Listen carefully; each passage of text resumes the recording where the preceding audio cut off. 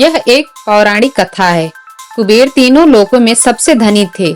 एक दिन उन्होंने सोचा कि हमारे पास इतनी संपत्ति है, लेकिन कम ही लोगों को इसकी जानकारी है।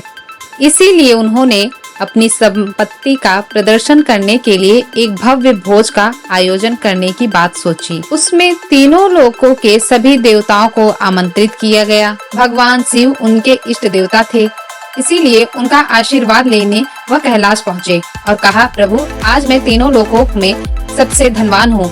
यह सब आपकी कृपा का फल है। मैंने अपने निवास पर एक भोज का आयोजन करने जा रहा हूँ।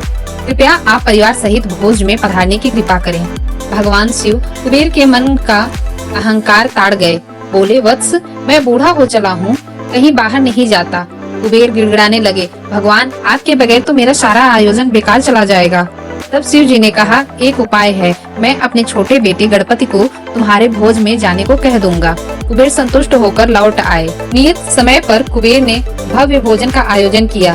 तीनों लोक के देवता पहुंच चुके थे। अंत में गणपति आए और आते ही कहा, मुझको बहुत तेज भूख लगी है, भोजन कहीं है? कुबेर उन्हें ले गए भोजन से सजे कमरे में। सोने की थाली में भोजन परोसा गया। क्षण भर में ही परोसा गया सारा भोजन खत्म हो गया। दोबारा खाना परोसा गया, उसे भी खा गए।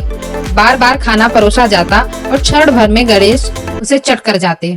थोड़ी ही देर में हजारों लोगों के लिए बना भोजन खत्म हो गया, लेकिन गणपति का पेट नहीं भरा। वे रसोई घर में पहुँचे और वहाँ रखा सारा कच्चा सामान भी खा गए, तब भी भूख नहीं मिटी।